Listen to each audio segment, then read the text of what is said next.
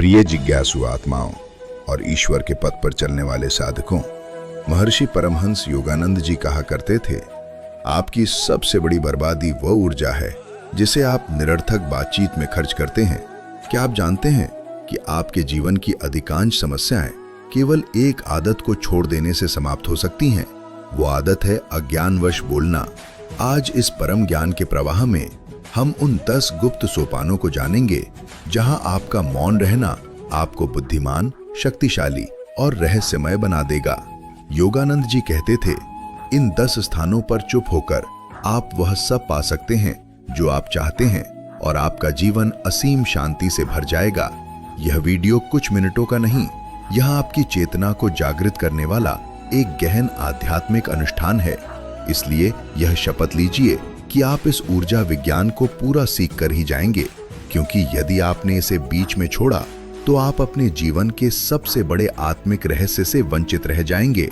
चलिए योगानंद जी के दिव्य उपदेशों के साथ इस आत्मिक यात्रा का आरंभ करते हैं। भाग 1, मौन के 10 सोपान और क्रोध पर विजय। महर्षि परमहंस योगानंद जी अपने शिष्यों को सिखाते थे कि मौन ही ध्यान की पहली सीढ़ी है।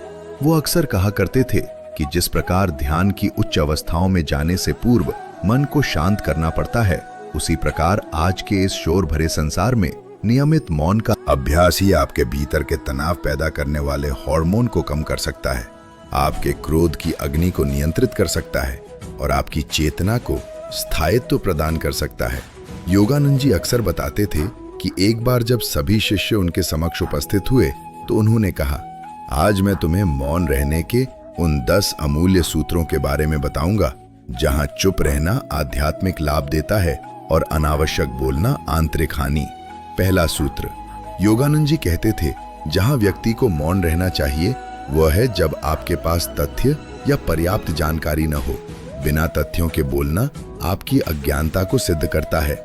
वह समझाते थे कि शांत बैठने से मस्तिष्क की कोशिकाएं नए कोश, ऊर्जा पाती हैं और आपकी सहज ज्ञान शक्ति इंट्यूशन बढ़ती है।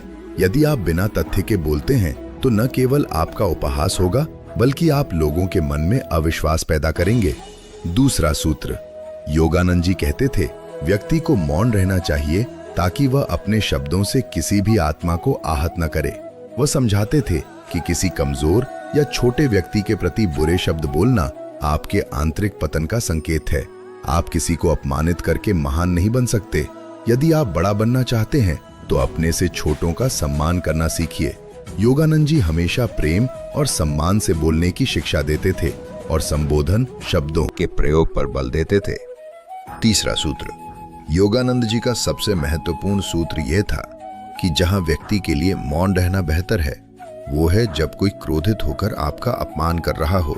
वो सिखाते थे कि ऐसी स्थिति में प्रतिक्रिया देने से ऊर्जा का संघर्ष पैदा होता है। मौन रहने से दूसरे व्यक्ति का क्रोध स्वयं शांत हो जाता है। वो जोर देकर कहते थे कि क्रोध का अंत केवल गहन ध्यान से होता है।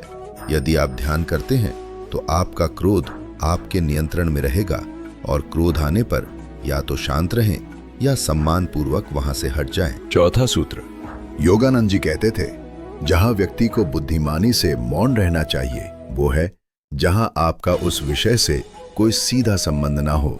वो समझाते थे कि किसी और के निजी विवादों या अनावश्यक मुद्दों पर बिना बुलाए बोलना आपके लिए केवल नुकसान ही लाएगा।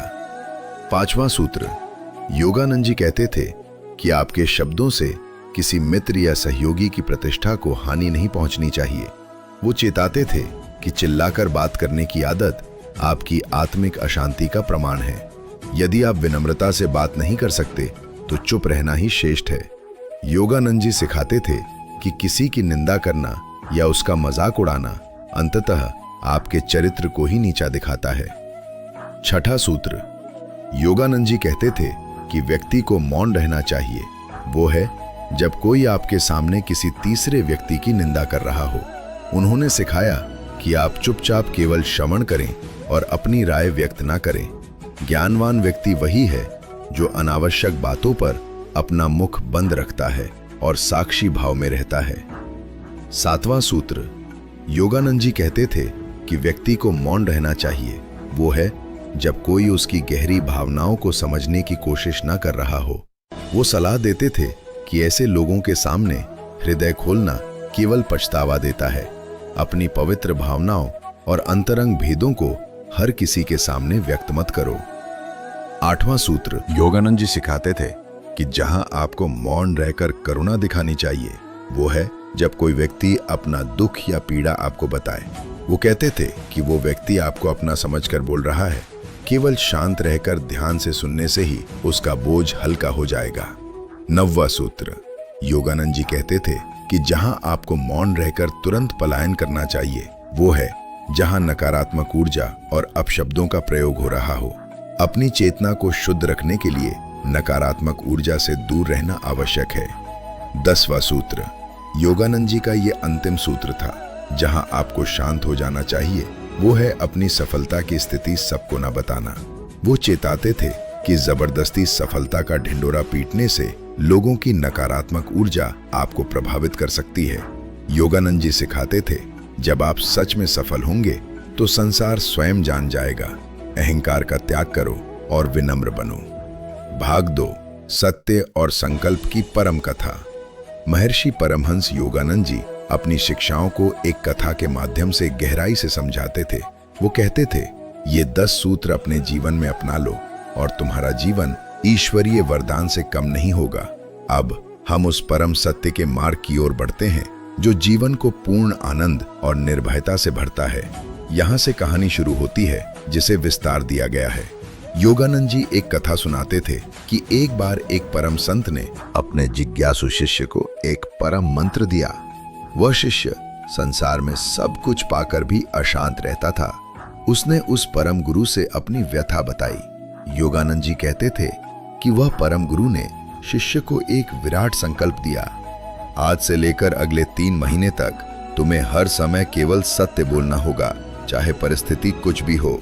शिष्य ने इसे एक आध्यात्मिक अनुष्ठान मानकर स्वीकार किया। उसी क्षण से उसने झूठ, छल और रिश्वत का मार्ग त्याग दिया। योगानंद जी समझाते थे कि जब शिष्य ने सत्य का मार्ग अपनाया तो उसका मन शांत होने लगा और वह गहरी नींद सोने लगा। लेकिन ईश्वरीय परीक्षा शुरू हुई। शिष्य ने विभाग में सब कुछ सत्यता से बता दिया, जिसके कारण उसकी नौकरी गई, परिवार ने छोड़ा और वह कारागार में पहुंच गया। संसार ने उसे मूर्ख कहा, लेकिन शिष्य सत्य पर अटल रहा। कारागार में बैठकर वह दुखी हुआ, लेकिन तभी उसे योगानंद जी के समान उस परम गुरु के वचन याद आए कि इस संकल्प को पूरे 3 महीने तक निभाना है। योगानंद जी कहा करते थे कि उस समय परम गुरु अपनी दिव्य दृष्टि से शिष्य को देख रहे थे और उन्होंने कहा, मैं संसार की मूर्खता पर हंस रहा हूँ। जब तक यह आत्मा झूठ बोलती रही, सब इसका आदर करते थे। जैसे ही इसने सत्य को अपनाया, सब ने इसे ठुकरा दिया। योगानंद जी समझाते थे कि सत्य के बल पर शिष्य ने कोर्ट में भी विजय पाई और रिहा हुआ। वह रिहा होने के बाद भी सत्य पर अटल रहा। योगानंद जी कहते थे, सत्य का मार्ग कभी निष्फल नहीं होता। अपने संकल्प के पूरा होते ही शिष्य को ईश्वरीय कृपा से पैतृक संपत्ति का अनपेक्षित मुआवजा मिला। उसने इस धन को पाकर भी उसे अपनी पत्नी को सौंप दिया और कहा, मैंने झूठ बोलते हुए भय में जीवन जिया। अब जब से मैंने सत्य बोलना शुरू किया है, मैं सब कुछ खोकर भी आंतरिक शांति और निर्भयता में हूँ। उसने घोषणा की कि वह अब जीवन भर सत्य के मार्ग पर चलेगा। योगानंद जी इस कथा के अंत में कहते थे, शिष्यों, सत्य ही परम संकल्प है। हमारी सभी समस्याओं का मूल यही है कि हम स्वयं से झूठ बोलते हैं और अपनी आत्मिक शक्ति को कमजोर कर देते हैं। भाग 3, योगानंद जी का अंतिम आह्वान।